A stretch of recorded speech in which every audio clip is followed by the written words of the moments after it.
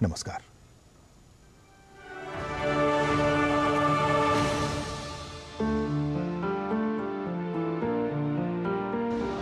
हाथ में चाय का कप और पास में किताब, और वो भी अपने पसंदीदा कहानीकार प्रेमचंद जी की किताब। ये सुहावना वक्त किताबों की दुनिया में बिताना बहुत अच्छा लगता है, लेकिन ऐसे किताबें लिखने वाले वे लोग खासकर जो बहुत लुप्त होती भाषाओं को आगे ला रहे हैं, उनका योगदान भी बेहद सराहनीय है।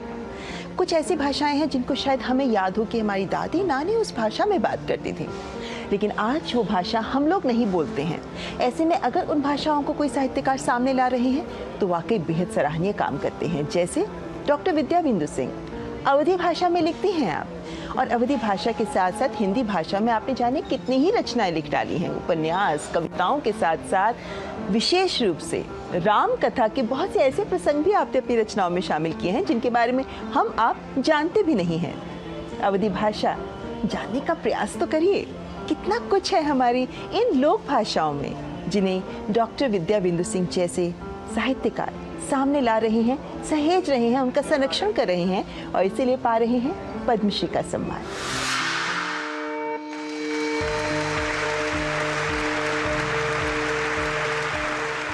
अवधी लोक साहित्य को जनमानस तक सहजता से पहुंचाने वाली लेखिका डॉक्टर विद्या बिंदु सिंह साहित्य जगत के लिए एक जाना पहचाना और सम्मानित नाम है। हिंदी और लोक भाषा में कविता, कहानी, निबंध, उपन्यास और लोकगीत साहित्य की ऐसी कोई विधा नहीं जो उनकी कलम से अछूती हो। डॉक्टर विद्या की लेखनी में हमेशा भारतीय संस्कृति, परंपरा, संस्कार की झलक देखने को मिलती है। साहित्य साधना के साथ कई अहम जिम्मेदारियां निभाते हुए वे उत्तर प्रदेश हिंदी संस्थान से लंबे समय तक संबद्ध रही। पहले प्रधान संपादक, फिर उपनिदेशक और फिर संयुक्त निदेशक के पद से सेवानिवृत्त हुई। कविताएं तो एक बैठकी में हो जाती हैं, और कविताएं जब मैं किसी अवसाद की स्थिति में होती हूँ तभी लिखती हूँ। ये शुरू से ही रहा। एक दो कविताएं ऐसी हैं जो किसी पर्व त्यौहार पर लिखी, खुशी के माहौल की। बाकी जब भी मन उदास होता था, कोई भी मन को कहीं से भी ठेस लगती थी या दूसरे की पीड़ा देखती थी और मन द्रवित होता था, तब कविताएं लिखती थी। कहानियाँ भी इसी तरह, कभी अपने मन का दर्द, कभी अपने आसपास घटती हुई घटनाओं को देखती थी, उससे लिखने लगी। सोने का समय अपना वो अपने लेखन को देती रही। और मैं बार बार तुलसीदास जी की याद करती हूँ, उनकी रचनाओं को, कि डासत ही गई बीत निशा, कबहू न नाथ नींद भर सोयो। आज भी मैं पूरी नींद नहीं सो पाती। बहुत कुछ अभी मन में है, उसे व्यक्त करना है समाज के लिए, पाठकों के लिए, आने वाली पीढ़ियों के लिए। और आज तो जो संचार माध्यमों की एक बाढ़ आ गई है, इसमें पुस्तकें उपेक्षित हो रही हैं, लेकिन फिर भी लगता है कि पुस्तकों का जो चिरस्थायी स्वरूप है उसका महत्व कभी नहीं घटेगा। इसलिए लिखना चाहिए। हम अपनी लिखित थाती वर्तमान पीढ़ी को सौंप के जाएंगे। आगे ये उनका दायित्व है कि अपनी आगे आने वाली पीढ़ी को वो थाती आगे बढ़ाते हुए सौंपें। डॉक्टर विद्या की कृतियों के जो भी चरित्र गढ़े जाते हैं वे आम भारतीय का प्रतिनिधित्व करते हैं। इसके अलावा डॉक्टर विद्या के साहित्य में प्रभु श्री राम मुख्य पात्र रहे हैं। अपनी रचनाओं में राम और सीता को सहज भाव से चित्रित कर राम कथा के कई अनसुने प्रसंगों को सहेजने का काम भी उन्होंने किया। उनकी अब तक 118 रचनाएं प्रकाशित हो चुकी हैं, जो हिंदी और अवधी भाषा में हैं। हम लोग एक गांव से बिलोंग करते हैं, और जब बुआ को ये हमें पता चला कि बुआ को ये पद्मश्री का पुरस्कार मिल रहा है, तो इतनी खुशी हुई। ऐसा लग रहा था कि क्या ये सच में है संभव, इस परिवार में एक ऐसा नाम आया और इतना सम्मान, इतना बड़ा सम्मान। और हम लोग इतने खुश थे। रात के समय हमें न्यूज़ मिली थी और इतने एक्साइटेड थे। उसी टाइम मिठाई आ गई थी कि अब बांटना है। और जब मुझे सुनाई दिया तो मुझे लग रहा था, मैं बाबा के पास खड़ी थी और मुझे लग रहा था कि बुआ ने एक अच्छा मार्गदर्शन दिया, एक बहुत अच्छी इंस्पिरेशन मिल रही है। मुझे लग रहा था कि परिवार में बुआ हैं, सपोर्ट में आगे खड़ी हैं और हमें रास्ता दिखाई हैं और हम लोग भी कर सकते हैं, हम लोग भी जा सकते हैं। रास्ता बुआ ने खोल दिया था हम लोगों के लिए। उस टाइम बहुत खुश हुए थे हम सब भाई बहन, सब लोग, सब पूरा परिवार बैठा हुआ और खूब एक्साइटेड। इतनी सारी बधाइयाँ हमें मिल रही और बहुत अच्छा लगा। डॉक्टर विद्या के लिखे उपन्यासों में अंधेरे के दीप, फूलकली, शिवपुर की गंगा आदि प्रमुख हैं। कविता संग्रह में सच के पांव, अमर वल्लरी, कांटों का वन जैसी रचनाएं हैं। लोक साहित्य से जुड़ी रचनाओं में अवधी लोकगीत का समीक्षात्मक अध्ययन, अवधी लोक नृत्य गीत, उत्तर प्रदेश की लोक कलाएं आदि रचनाएं हैं। डॉक्टर विद्या जी साहित्य सेवा के लिए अनेक सम्मान प्राप्त कर चुकी हैं। अपने साहित्यिक कार्यों से हिंदी और अवधी भाषा को सशक्त करने वाली डॉक्टर विद्या बिंदु सिंह को पद्मश्री से सम्मानित किए जाने पर बहुत बहुत शुभकामनाएं।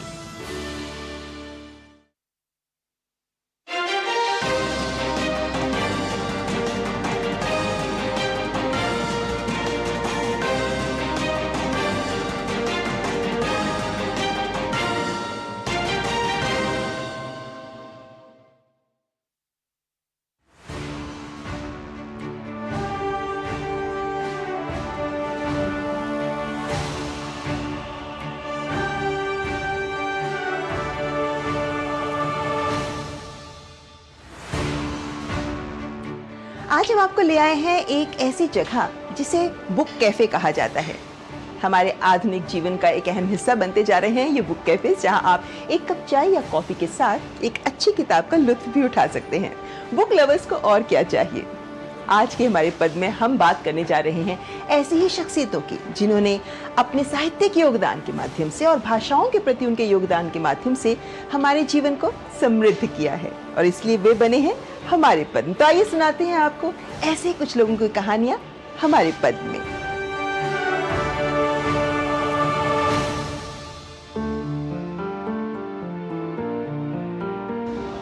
हाथ में चाय का कप और पास में किताब, और वो भी अपने पसंदीदा कहानीकार प्रेमचंद जी की किताब। ये सुहावना वक्त किताबों की दुनिया में बिताना बहुत अच्छा लगता है, लेकिन ऐसे किताबें लिखने वाले वे लोग खासकर जो बहुत लुप्त होती भाषाओं को आगे ला रहे हैं, उनका योगदान भी बेहद सराहनीय है।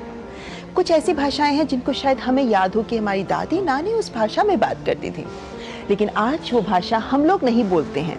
ऐसे में अगर उन भाषाओं को कोई साहित्यकार सामने ला रहे हैं तो वाकई बेहद सराहनीय काम करते हैं। जैसे डॉक्टर विद्या बिंदु सिंह अवधी भाषा में लिखती हैं आप, और अवधी भाषा के साथ साथ हिंदी भाषा में आपने जाने कितनी ही रचनाएं लिख डाली हैं। उपन्यास, कविताओं के साथ साथ विशेष रूप से राम कथा के बहुत से ऐसे प्रसंग भी आपने अपनी रचनाओं में शामिल किए हैं जिनके बारे में हम आप जानते भी नहीं हैं। अवधी भाषा जानने का प्रयास तो करिए, कितना कुछ है हमारी इन लोक भाषाओं में जिन्हें डॉक्टर विद्या बिंदु सिंह जैसे साहित्यकार सामने ला रहे हैं, सहेज रहे हैं, उनका संरक्षण कर रहे हैं और इसीलिए पा रहे हैं पद्मश्री का सम्मान।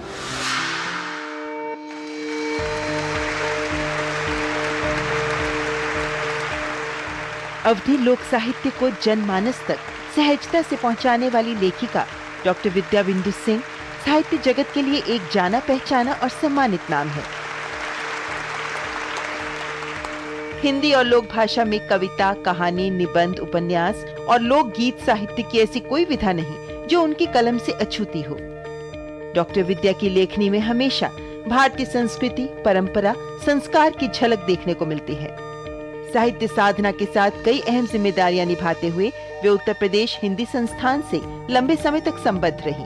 पहले प्रधान संपादक, फिर उपनिदेशक और फिर संयुक्त निदेशक के पद से सेवानिवृत्त हुई। कविताएं तो एक बैठकी में हो जाती हैं, और कविताएं जब मैं किसी अवसाद की स्थिति में होती हूँ तभी लिखती हूँ। ये शुरू से ही रहा। एक दो कविताएं ऐसी हैं जो किसी पर्व त्यौहार पर लिखी, खुशी के माहौल की।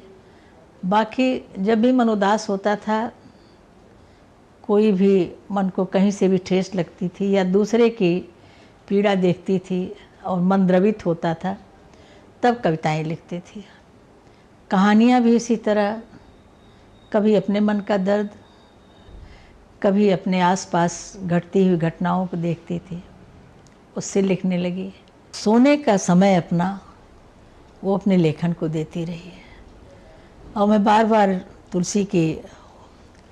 तुलसीदास जी की याद करती हूँ, उनकी रचनाओं को, कि डासत ही गई बीत निशा, कबहु न नाथ नींद भर सोयो। आज भी मैं पूरी नींद नहीं सो पाती। बहुत कुछ अभी मन में है, उसे व्यक्त करना है समाज के लिए, पाठकों के लिए, आने वाली पीढ़ियों के लिए। और आज तो जो संचार माध्यमों की एक बाढ़ आ गई है, इसमें पुस्तकें उपेक्षित हो रही हैं, लेकिन फिर भी लगता है कि पुस्तकों का जो चिरस्थायी स्वरूप है उसका महत्व कभी नहीं घटेगा। इसलिए लिखना चाहिए। हम अपनी लिखित थाती वर्तमान पीढ़ी को सौंप के जाएंगे। आगे ये उनका दायित्व है कि अपनी आगे आने वाली पीढ़ी को वो थाती आगे बढ़ाते हुए सौंपें। डॉक्टर विद्या की कृतियों के जो भी चरित्र गढ़े जाते हैं वे आम भारतीय का प्रतिनिधित्व करते हैं। इसके अलावा डॉक्टर विद्या के साहित्य में प्रभु श्री राम मुख्य पात्र रहे हैं। अपनी रचनाओं में राम और सीता को सहज भाव से चित्रित कर राम कथा के कई अनसुने प्रसंगों को सहेजने का काम भी उन्होंने किया। उनकी अब तक 118 रचनाएं प्रकाशित हो चुकी हैं, जो हिंदी और अवधी भाषा में हैं। हम लोग एक गांव से बिलोंग करते हैं और जब बुआ को ये हमें पता चला कि बुआ को ये पद्मश्री का पुरस्कार मिल रहा है तो इतनी खुशी हुई। ऐसा लग रहा था कि क्या ये सच में है संभव, इस परिवार में एक ऐसा नाम आया और इतना सम्मान, इतना बड़ा सम्मान। और हम लोग इतने खुश थे। रात के समय हमें न्यूज़ मिली थी और इतने एक्साइटेड थे। उसी टाइम मिठाई आ गई थी कि अब बांटना है। और जब मुझे सुनाई दिया तो मुझे लग रहा था, मैं बाबा के पास खड़ी थी और मुझे लग रहा था कि बुआ ने एक अच्छा मार्गदर्शन दिया, एक बहुत अच्छी इंस्पिरेशन मिल रही है। मुझे लग रहा था कि परिवार में बुआ हैं, सपोर्ट में आगे खड़ी हैं और हमें रास्ता दिखाई हैं और हम लोग भी कर सकते हैं, हम लोग भी जा सकते हैं। रास्ता बुआ ने खोल दिया था हम लोगों के लिए। उस टाइम बहुत खुश हुए थे हम सब भाई बहन, सब लोग, सब पूरा परिवार बैठा हुआ और खूब एक्साइटेड। इतनी सारी बधाइयाँ हमें मिल रही और बहुत अच्छा लगा। डॉक्टर विद्या के लिखे उपन्यासों में अंधेरे के दीप, फूलकली, शिवपुर की गंगा आदि प्रमुख हैं। कविता संग्रह में सच के पांव, अमर वल्लरी, कांटों का वन जैसी रचनाएं हैं। लोक साहित्य से जुड़ी रचनाओं में अवधी लोकगीत का समीक्षात्मक अध्ययन, अवधी लोक नृत्य गीत, उत्तर प्रदेश की लोक कलाएं आदि रचनाएं हैं। डॉक्टर विद्या जी साहित्य सेवा के लिए अनेक सम्मान प्राप्त कर चुकी हैं। अपने साहित्यिक कार्यों से हिंदी और अवधी भाषा को सशक्त करने वाली डॉक्टर विद्या बिंदु सिंह को पद्मश्री से सम्मानित किए जाने पर बहुत बहुत शुभकामनाएं।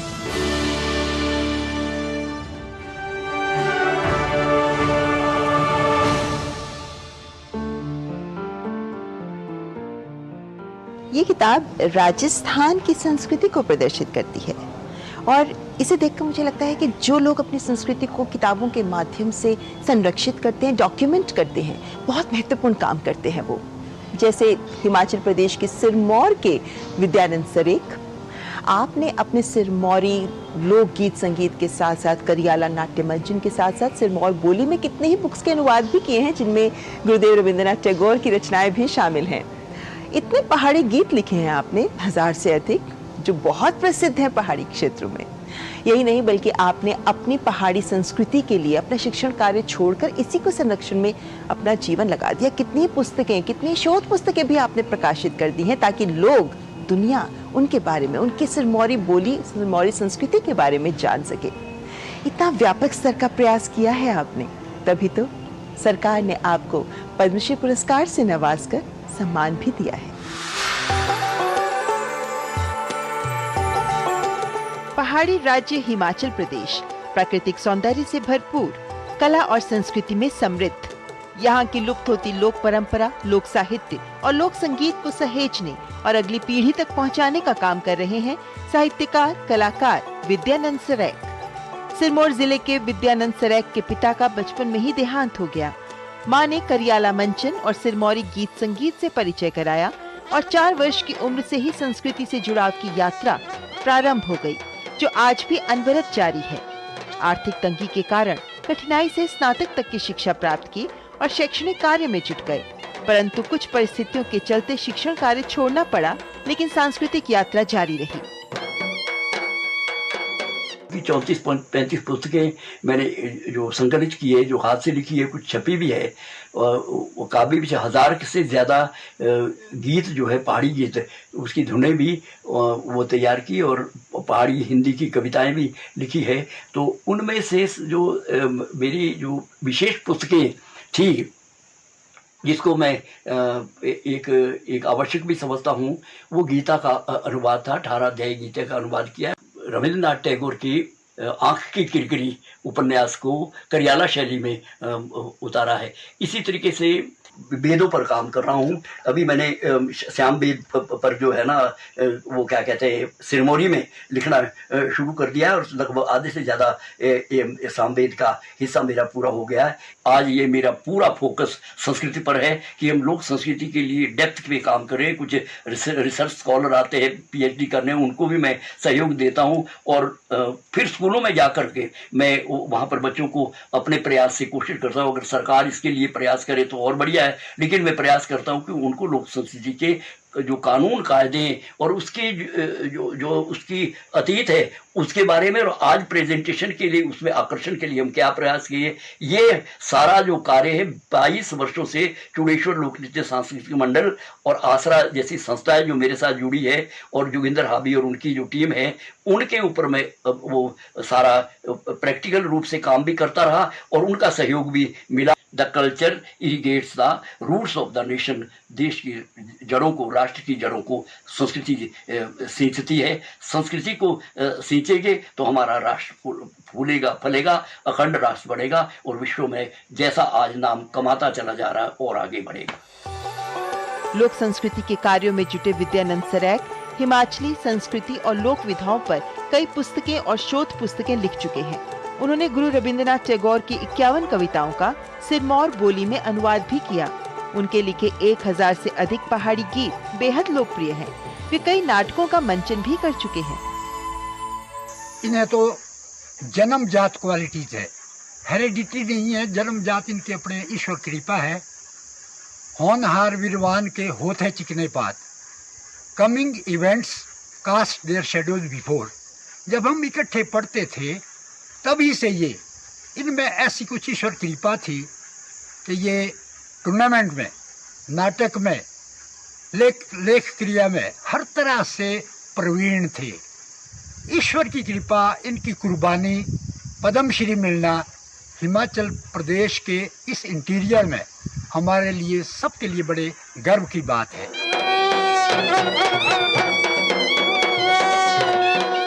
करियाला लोक नाटक ऐसी विधा है जिसमें कलाकार नृत्य, गायन, नौटंकी के माध्यम से सामाजिक और सांस्कृतिक विषयों को बड़ी ही गहराई से प्रस्तुत करते हैं।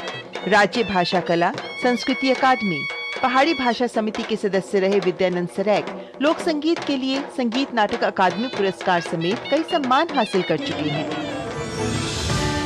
पहाड़ी लोक साहित्य के खजाने को संरक्षित करने वाले विद्यानंद सरेख को पद्मश्री से सम्मानित किए जाने पर हार्दिक शुभकामनाएं।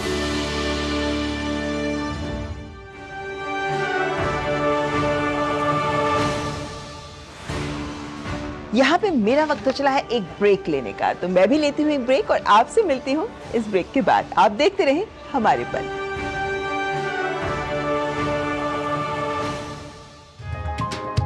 चाय की प्याली के साथ खबरों से भरी नई सुबह, देश की राजनीति, आम जन की कहानी, विदेशों की हलचल, कारोबार का गुणा भाग, खेल का मैदान, मनोरंजन और ज्ञान विज्ञान, विरासत और संस्कृति के साथ सेहत की बात और ग्लैमर का तड़का। सोमवार से शुक्रवार सुबह 8 से 9 बजे। सुकून से भरा नया सवेरा।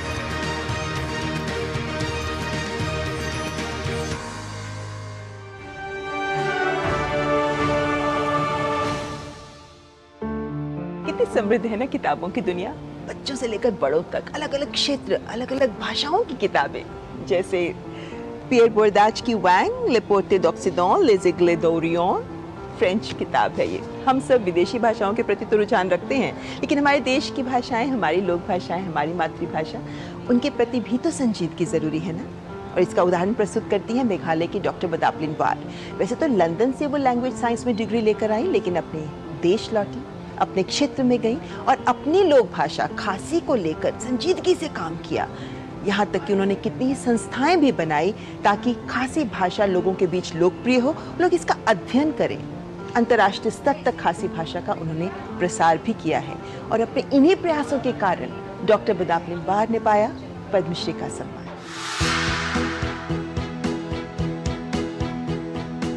देश के उत्तर पूर्वी राज्य मेघालय का खासी समुदाय जो खासी भाषा बोलता है, 2012 से पहले इस भाषा को बोलने वालों की संख्या इतनी कम थी कि यूनेस्को को इसे लुप्तप्राय भाषा की सूची में डालना पड़ा। प्रोफेसर बदापलिन वार जैसे साहित्यकार और शिक्षाविदों के वर्षों के संघर्ष का ही परिणाम है कि 10 लाख लोगों द्वारा प्रयोग में लाई जा रही इस भाषा को 2012 में यूनेस्को ने सुरक्षित भाषा का दर्जा दिया। प्रोफेसर बदापलिन वार ने अपना पूरा अध्ययन और अनुभव खासी भाषा के संरक्षण को ही समर्पित कर दिया। शिलांग में जन्मी प्रोफेसर बदापलिन वार बचपन से ही कुशाग्र बुद्धि थी। अंग्रेजी और भाषा विज्ञान में एमफिल करने के बाद लंदन विश्वविद्यालय से भाषा विज्ञान में पीएचडी की, लेकिन विदेश में बसने की बजाय इन्होंने स्वदेश वापसी की और 1983 में पूर्वोत्तर हिल विश्वविद्यालय के खासी विभाग से जुड़ गयीं और तब से यहीं अपनी सेवाएं दे रही हैं। Actually, I came from a family. मैं ऐसे परिवार से हूँ जहाँ मेरे माता पिता दोनों को किताबों में बहुत रुचि थी और वे पढ़ाई को बहुत महत्व देते थे।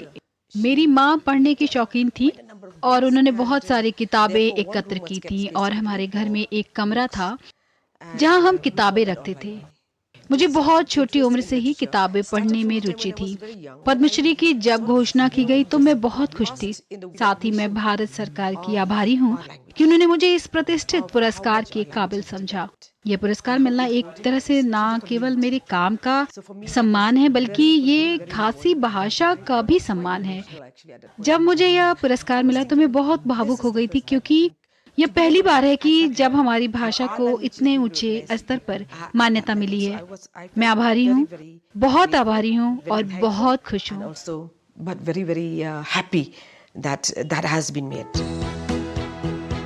प्रोफेसर वार अन्य जिम्मेदारियां निभाते हुए भी खासी भाषा की समृद्धि और संरक्षण में हमेशा जुटी रही। सोसाइटी फॉर खासी studies, the tribal literary forum of India और शिलांग एकेडमिक सोसाइटी की संस्थापक अध्यक्ष प्रोफेसर वार खासी भाषा विज्ञान, साहित्य और संस्कृति और अनुवाद के विशेषज्ञ हैं। उनकी कई पुस्तकें और रिसर्च पेपर्स प्रकाशित हो चुके हैं। राष्ट्रीय, अंतर्राष्ट्रीय व क्षेत्रीय सम्मेलन और सेमिनार्स के माध्यम से वे खासी साहित्य के प्रसार में भी जुटी हैं। शिक्षाविद के रूप में आपने कई विद्यालयों के निर्माण में भी सक्रिय भागीदारी निभाई है। As a daughter, I would have to say, एक बेटी के रूप में मैं ये कहना चाहूंगी कि मेरी माँ हमेशा कड़ी मेहनत करने वाली महिला है। वो बहुत मेहनती हैं। उन्हें समय बर्बाद करना बिल्कुल पसंद नहीं है। उनके पास जो भी समय रहता है वो उसका भरपूर सदुपयोग करती हैं। उनके पास जो भी काम रहता है वो उसे पूरे दिल से संभालती हैं। वो मेरे लिए एक प्रेरणा है। उन्होंने जो भी उपलब्धियां हासिल की हैं वो पूरी तरह से उनकी हकदार हैं, क्योंकि मैंने देखा है कि वो किसी भी चीज के लिए कितना प्रयास करती हैं। उन्होंने मुझे हमेशा प्रयास करते रहने के लिए प्रेरित किया है। हमें विश्वास नहीं हुआ जब हमें पता चला कि मेरी माँ को पद्मश्री पुरस्कार मिलेगा। उन्होंने जो कड़ी मेहनत की उसके लिए वो इस पुरस्कार की हकदार हैं। Professor Badaplin War the linguistic association of Great Britain और the transaction of philological society United Kingdom की सदस्य और मेघालय सिविल सेवा परीक्षाओं के लिए खासी पेपर के पाठ्यक्रम समिति के अध्यक्ष हैं। राष्ट्रीय लोक भाषा सम्मान समेत कई पुरस्कार प्राप्त कर चुकी प्रोफेसर बदापलिन वार को खासी भाषा, उसकी साहित्य और संस्कृति को संरक्षित करने और शिक्षा के क्षेत्र में योगदान के लिए पद्मश्री से सम्मानित किए जाने पर ढेरों शुभकामनाएं।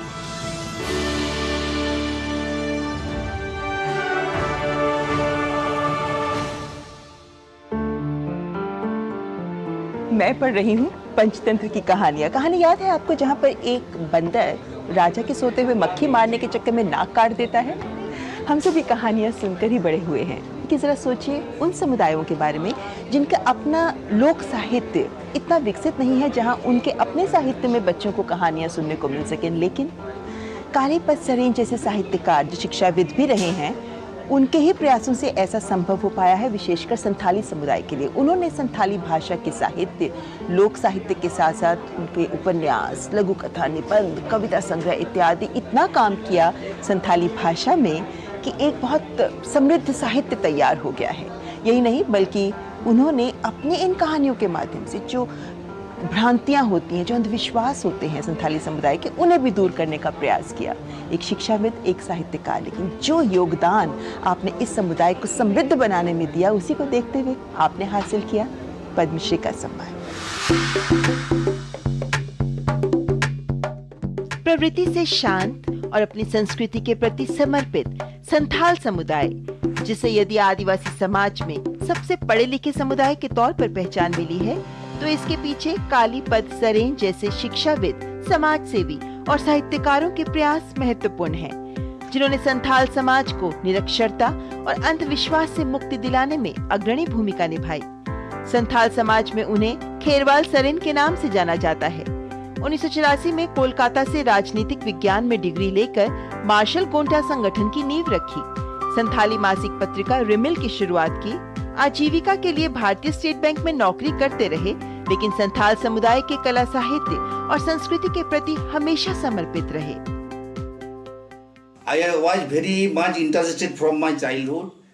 मुझे बचपन से ही संथाली भाषा और साहित्य में बहुत रुचि थी। मैं हमेशा सोचा करता था कि इस भाषा में कैसे सुधार हो सकता है। और आप सभी जानते हैं कि हमारा संथाल समाज मुख्य रूप से गरीब वर्ग का है और वहाँ सबसे ज्यादा अशिक्षित लोग हैं।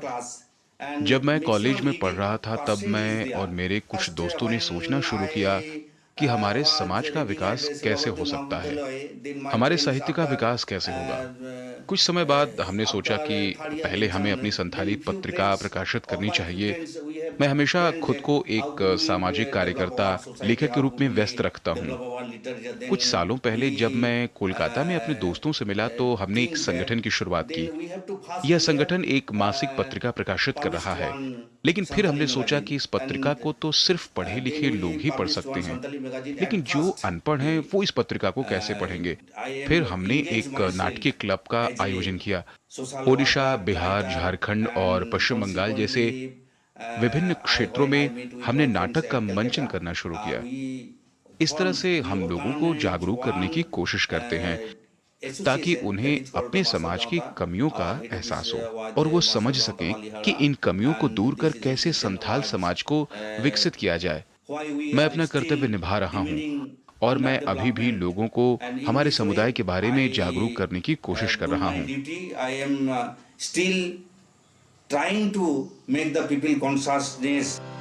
कालीपद सरेन ने साहित्य, नाटक, कविता, उपन्यास, लघु कथा, निबंध और गीत लेखन से संथाली भाषा का उत्थान किया। साथ ही संथाली भाषा की प्रमुख पत्रिका पश्चिम बांग्ला, खेरवाल जारपा, कुहू, सिली और टेत्रे को अपनी साहित्यिक समझ और चिंतन से नई ऊंचाइयों तक पहुंचाया। उनकी कई पुस्तकें विद्यालयों, महाविद्यालयों और विश्वविद्यालयों के पाठ्यक्रम में शामिल हैं। 1990 में कोलकाता में खेरवाल रंगमंच क्लब की स्थापना कर बिहार, ओडिशा, झारखंड और पश्चिम बंगाल के संथाल परगनों में अपने नाटकों का मंचन कर संथाल समुदाय की निरक्षरता, रूढ़ियों और भ्रांतियों को दूर करने के लक्ष्य के प्रति कार्यरत रहे।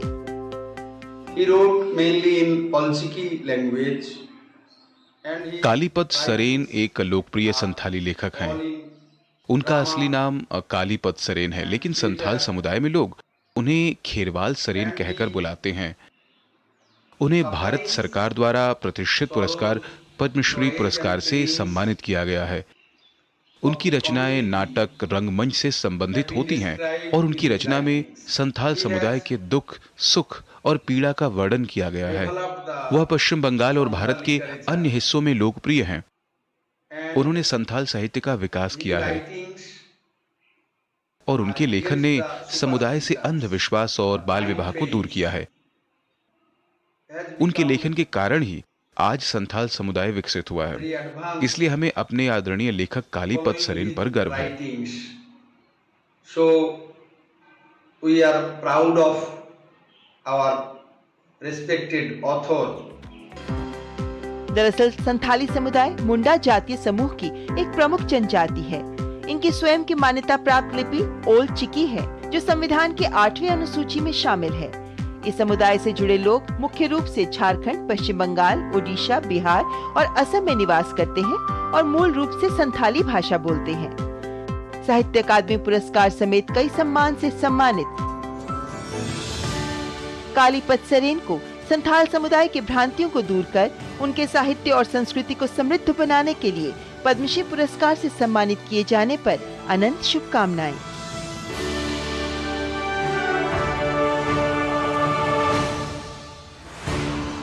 मैं तैयार हूं अपनी पुस्तकों के साथ। आप भी तैयार हैं साहित्य की दुनिया में कदम रखने के लिए?